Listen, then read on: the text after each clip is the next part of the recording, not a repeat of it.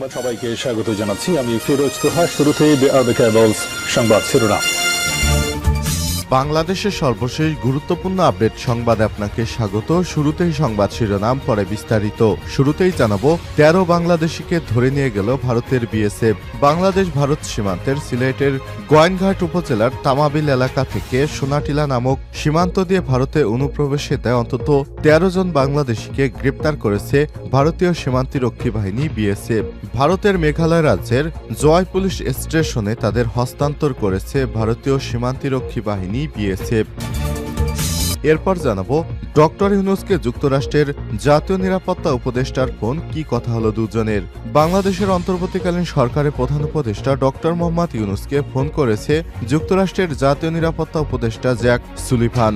গতকাল এই ফোনালাপের বিষয়টি হোয়াইট হাউসের ওয়েবসাইটে প্রকাশিত হয়ে এক বিবৃতি থেকে সব তথ্য জানানো হয়েছে। এতে বলা হয়েছে, ডক্টর মোহাম্মদ ইউনূস বাংলাদেশের চ্যালেঞ্জিং সময়ে ক্ষমতা গ্রহণ করেছেন। এজন্য তাকে আমরা আন্তরিকভাবে ধন্যবাদ জানাই এবং সবসময় যুক্তরাষ্ট্র ডক্টর মোহাম্মদ ইউনূসের পাশে আছে। এদিকে জাহাজে 7 জনকে নির্মমভাবে হত্যা যে ধারণা করছে পুলিশ। চাঁদপুরের মেঘনা নদীর হাইমচর উপজেলা ঈশানবালা এলাকায় এমবি আল বাঘেরা নামে সারবাহী একটি জাহাজে দুর্বৃত্তরা আক্রমণ চালিয়ে 7 জনকে গলা কেটে এবং মাথা থেতলে হত্যা করেছে। এর বাইরে গুরুতর আহত একজন হাসপাতালে চিকিৎসা নিচ্ছে। এর আগে সোমবার 23শে ডিসেম্বর বেলা 3টার দিকে চাঁদপুরের হাইমচরের ঈশানবালা খালের মুখ এলাকা থেকে মেঘনা নদীর একটি ডুবোচরে নোঙরে থাকা জাহাজটি থেকে মরদেহগুলো উদ্ধার করে নৌপুলিশ।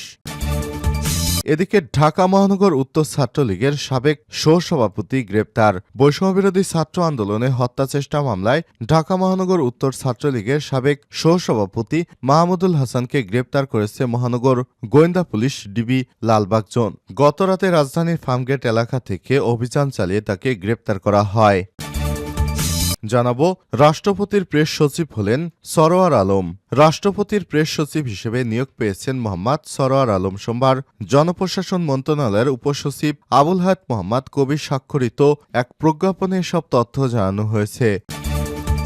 এবং সর্বশেষ জানাবো, ছাত্র জনতার আন্দোলন 140 দিন পর শিক্ষার্থীর মরদেহ উত্তোলন। বৈষম্যবিরোধী ছাত্র আন্দোলনে নিহত 140 দিন পর পাবনার সাথিয়ায় জুলকারনাইন 17 নামে এক শিক্ষার্থীর মরদেহ কবর থেকে উদ্ধার করা হয়েছে। সোমবার 23শে ডিসেম্বর সকাল 11টার দিকে উপজেলার জোরগাছা স্বরূপ পারিবারিক কবরস্থান থেকে তার মরদেহ উদ্ধার করা হয়। পরে ময়নাতদন্তের জন্য মরদেহ পাবনা জেনারেল হাসপাতাল মর্গে পাঠানো হয়েছে। প্রিয় দর্শক, এতক্ষণ শুনছিলেন সংবাদ শিরোনাম, এবারে বিস্তারিত।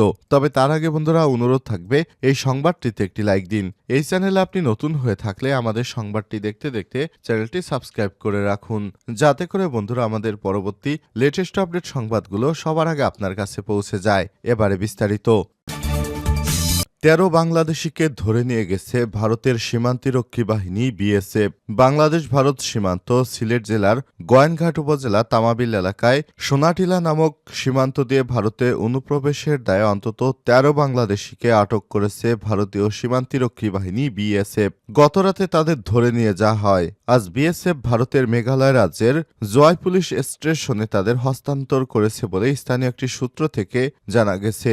সকাল 6:45 পর্যন্ত বিজিবি বা পুলিশের পক্ষ থেকে বিষয়টি নিশ্চিত হওয়া যায়নি। এ বিষয়ে সিলেট ব্যাটালিয়নের 48 বিজিবি অধিনায়ক লেফটেন্যান্ট কর্নেল মোহাম্মদ হাফিজুর রহমান বলেন, বিষয়টি বিভিন্ন সোর্সের মাধ্যমে শুনেছি, কিন্তু এখন পর্যন্ত কাউকে লিখিত অভিযোগ করতে দেখিনি।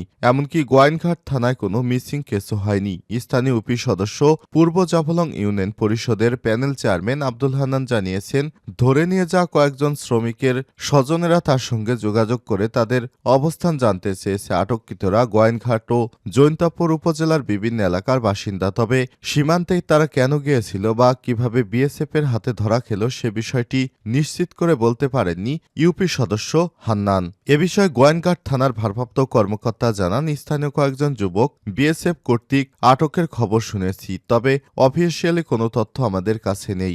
অফিসিয়ালি কোনো কিছু হলে আপনাদের জানানো হবে।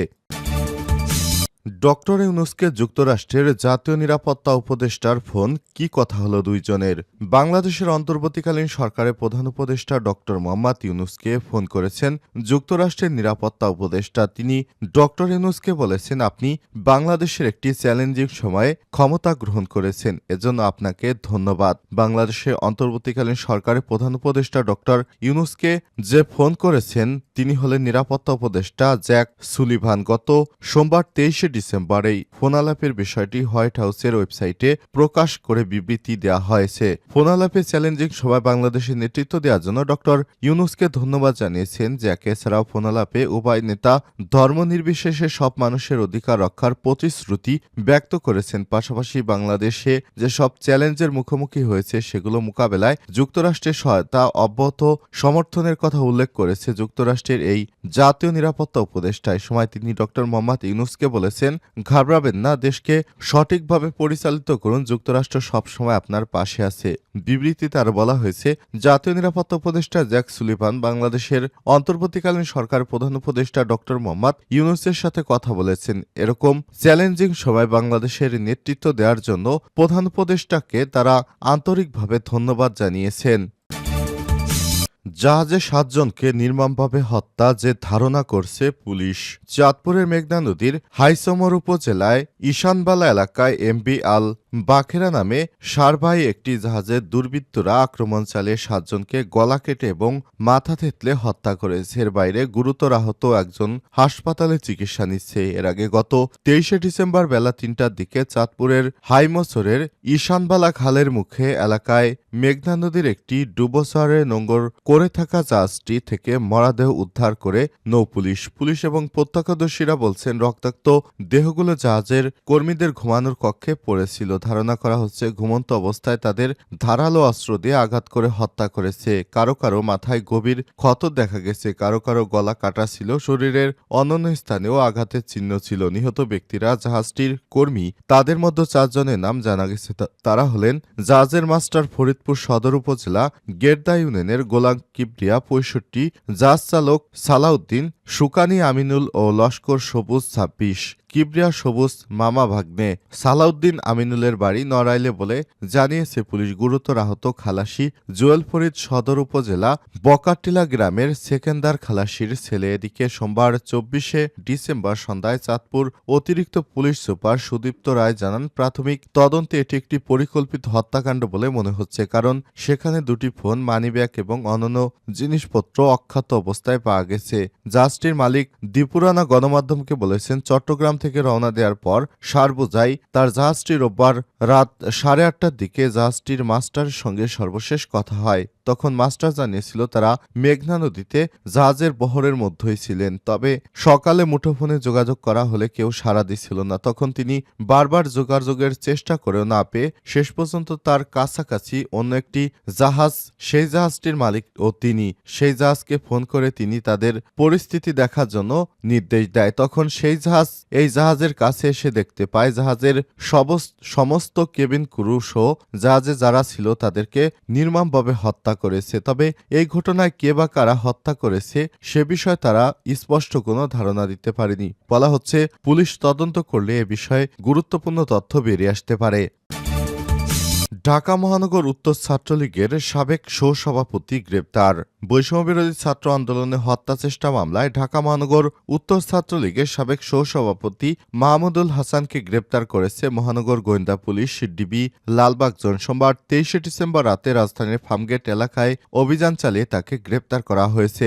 ডিবি জানায়, গোয়েন্দা তথ্য ও প্রযুক্তির সহায়তায় অভিযান পরিচালনায় রাত 1টার দিকে ফার্মগেট থানা এলাকা থেকে তাকে গ্রেপ্তার করা হয়। ডিবি আরও জানায়, গ্রেপ্তারকৃতদের বিরুদ্ধে পরবর্তী আইনগত ব্যবস্থা প্রক্রিয়াধীন। সূত্র জানায়, গত 19 জুলাই মোহাম্মদপুর বেড়িবাঁধ 3 রাস্তার মোড় বৈষম্যবিরোধী ছাত্র জনতা শান্তিপূর্ণ আন্দোলন করছিল।